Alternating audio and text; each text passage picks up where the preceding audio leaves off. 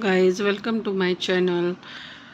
आज हम देखेंगे section 15 specific relief act who may sue for specific performance. तो उसमें हम देखेंगे क्लॉज 15 सब क्लॉज ई जो बोलता है रिवर्जनल इन पोजीशन एंटाइटल होगा, ठीक है, जो कि सूट फाइल कर सकता है for the specific performance of contract के लिए, ठीक है। तो कौन होता है रिवर्जनल इन पोजीशन, तो इसका हम डिटेल देखेंगे। देखिए, एक्स पर्सन है जो लैंडलॉर्ड है, प्रॉपर्टी का ओनर है, वो क्या करता है, अपने इमूवेबल प्रॉपर्टी को लीज करता है for 10 year to a person, ठीक है।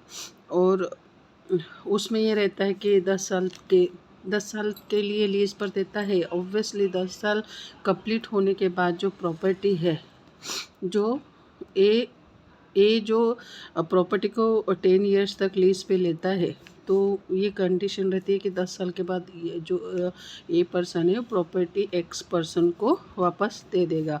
तो यहाँ पे हो जाता है एक्स पर्सन रिवर्जनल इन पोजीशन, ठीक है।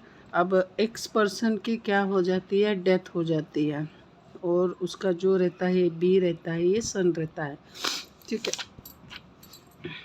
तो ये सारा बी को पता रहता है कि उसके फादर ने जो है प्रॉपर्टी लीज पर दे रखी है 10 साल के लिए ए को। तो ये क्या करता है, कॉन्ट्रैक्ट का ब्रीच करता है। वो जो प्रॉपर्टी है after the expiration of the 10 years lease expire हो जाती है, ए पर्सन फिर भी वो प्रॉपर्टी उसको वापस नहीं करता है।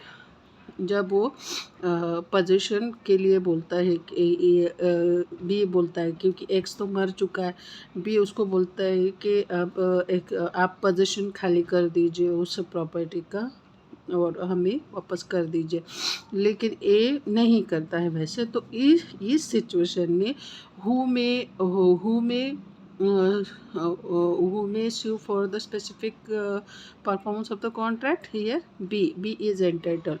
तो B जो है लीगल रिप्रेजेंटेटिव एक्स का, तो ये स्यू करेगा ए के ऊपर जब ए कंडीशन को ब्रीच करेगा 10 साल के बाद भी प्रॉपर्टी का पोजीशन और उसको वापस नहीं करता है, तो बी इस कॉन्ट्रैक्ट की ब्रीच के लिए कोर्ट में केस फाइल करेगा और स्पेसिफिक परफॉर्मेंस ऑफ कॉन्ट्रैक्ट का, और अपना प्रॉपर्टी को वापस ले लेगा।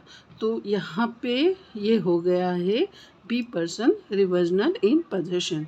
तो आई होप आपको समझ में आया होगा। तो बेयर एक्ट की लैंग्वेज क्या कहती है, सेक्शन 15, हाँ section 15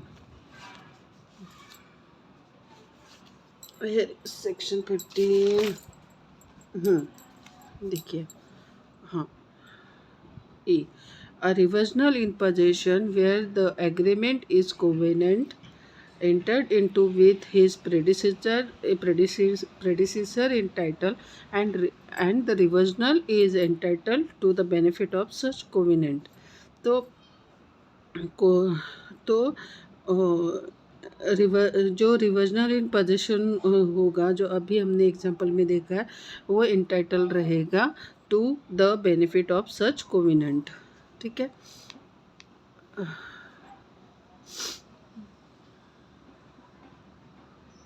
The agreement is covenant entered into with his predecessor in title, and the reversional is entitled to the benefit of such covenant। तो रिवर्जनल इन पोजीशन entitle रहेगा for the obtain of specific performance of the contract. तो I hope आपको इस example से समझ में आया होगा कि रिवर्जनल इन पोजीशन कौन होता है। वीडियो बहुत ही शॉर्ट है और एक्सप्लेनेशन आई होप आपको समझ में आया होगा इस एग्जाम्पल के थ्रू। तो अगर आपको वीडियो पसंद आता है तो प्लीज़ मेरे चैनल को सब्सक्राइब कीजिए, मुझे मोटिवेट कीजिए और सपोर्ट कीजिए, और वीडियो को लाइक कीजिए और कमेंट कीजिए। अगर मेरी कोई गलती हो गई और आपको लगता है कि गलत बताया मैंने, तो आप मुझे बता सकते हो। Thanks for watching my video.